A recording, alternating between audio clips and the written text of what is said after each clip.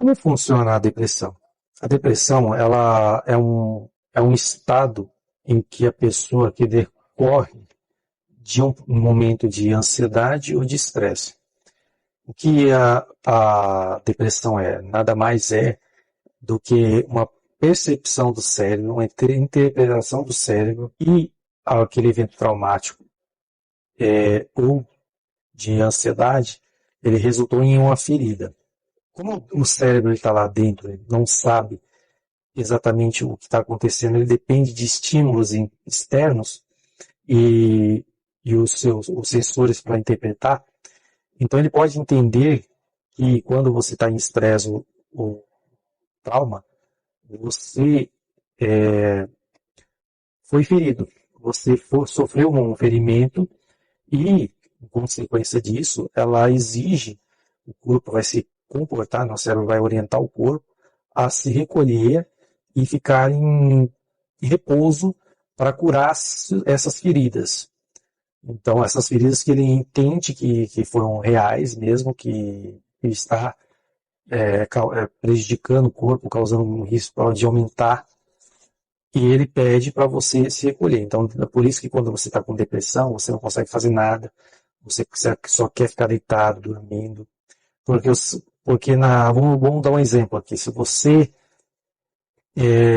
quebra a perna, aí depois você sente a dor da perna quebrada e o cérebro vai falar o quê? Pela lógica, você vai ter que se recolher, você vai ter que ficar em repouso.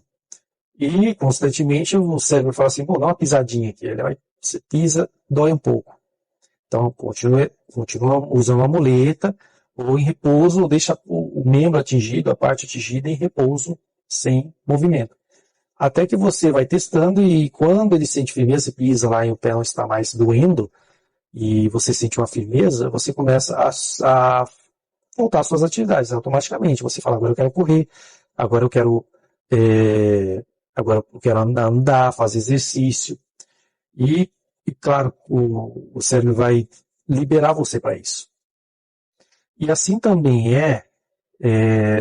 quando ele interpreta essa ansiedade, que é um medo que você tinha de acontecer alguma coisa que venha no futuro, ou um trauma que realmente aconteceu. Só que assim, as feridas psicológicas, elas não têm aquele padrão em você falar assim, olha, pisei, não é um padrão igual a calcificação do osso, da cicatrização da pele. Ele funciona de outro jeito, assim, como é um evento imaginário, é um evento não tangível, uma coisa que não se toca, não se vê, uma ferida assim, não segue aquele padrão, então essa ferida continua aberta. Ela continua aberta enquanto a gente não fazer um tratamento que também, como o médico vai lá e engessa a perna, ou faz o curativo, sutura, a ferida da mente, ela também fica aberta e ela não se fecha sozinha. Então ela fica lá sangrando. Então a pessoa fica naquele estado de depressão e constante por conta dessa ferida, que o cérebro interpreta que ela ainda está aberta, ela não está fechada, não está cicatrizada. E o que ele pede quando fala assim, olha, eu estou em perigo, estou em risco, alguma coisa está machucada, aí está me gerando um sofrimento. Então ele solta o mecanismo, assim, se recolhe, dorme, fica deitado até melhorar. Então a depressão, ela é mais ou menos um mecanismo de defesa associado, como se fosse de um membro, um machucado real mesmo. Para você ter ideia, vou fazer uma referência aqui tem uma síndrome, chama-se a síndrome do membro fantasma, e ela atinge as pessoas que foram recém-amputadas. Olha o poder que o cérebro tem, de percepção. E essas pessoas que foram recentemente amputadas, elas sentem ainda por um determinado momento o toque, coceira, formigamento no membro que foi amputado. Sente até dor também, um desconforto. Por quê? Porque o cérebro ele tem aquela imagem corporal no nosso córtex, que decorre da nossa experiência de vida, e essa imagem corporal é uma de uma pessoa completa. Então, então ele vai achar, ele vai falar, cadê aquele membro? Eu não estou achando ele. Quem aqui já acordou com o braço formigando sabe como é que é. O cérebro já dispara, se você está dormindo, ele acorda você e fala, olha, sai de cima do braço, que você cortou a corrente sanguínea dele. Você fez um torniquete, estrangulou aí o braço. Então acorda, você vai lá e mexe o braço, movimenta e volta a ter a irrigação e volta a ter a sensibilidade. Então essa síndrome, ela funciona semelhante. Ele está sentindo a falta, ele não está recebendo estímulos daquela parte do corpo e ele acha que está acontecendo uma coisa e a gente tem que providenciar. Então ele procura a comunicação com ela. Mas ele ainda entende que ela está lá, que ela existe, que o membro existe.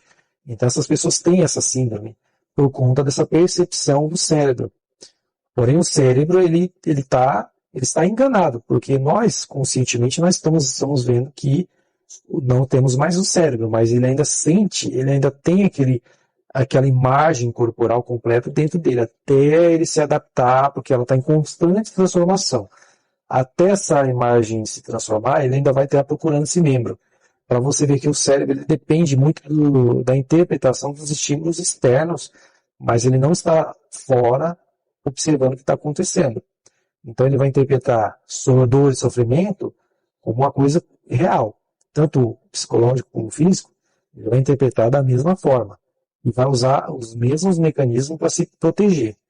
Concluindo, é dessa forma que você sabendo como funciona o mecanismo, você sabendo como ele funciona, conscientemente você pode controlar e agir contra ele, convencer no seu cérebro que aquilo que você estava sentindo é alguma coisa que não está acontecendo mais e que você pode progredir, pode evoluir, pode sair dessa condição. Então você tem que entender como funciona o mecanismo para você ir contra ele, né? Ou condicionar o seu cérebro, fazer refazer a imagem corporal, né? Ou a imagem mental e convencer a ele que, na realidade, esse estresse que você teve, essa ansiedade que você tinha, não aconteceu realmente. Então ele começa a voltar, você começa a se animar. E para isso você tem que procurar uma ajuda ou tentar, algumas pessoas tentam sozinhas, mas às vezes as pessoas tentam, elas ao invés de fechar as feridas com a psicologia, tudo, elas usam anestésicos sociais. Quando você está naquela... você quebra a perna, você pode ir para o médico, fazer um engessamento da perna ou a sutura, ou você pode tomar um anestésico potente. Mas a ferida vai estar lá. E você vai tomar doses e doses de anestésico. Mas a ferida está lá. E, então, assim, ou você pode, por conta disso, perder a perna e ela evoluir para uma coisa pior, ou, como eu já vi casos assim, de até amigos, de que houve uma calcificação errada. Então ele ficou com um braço torto, porque ele não procurou ajuda e foi levando desse jeito.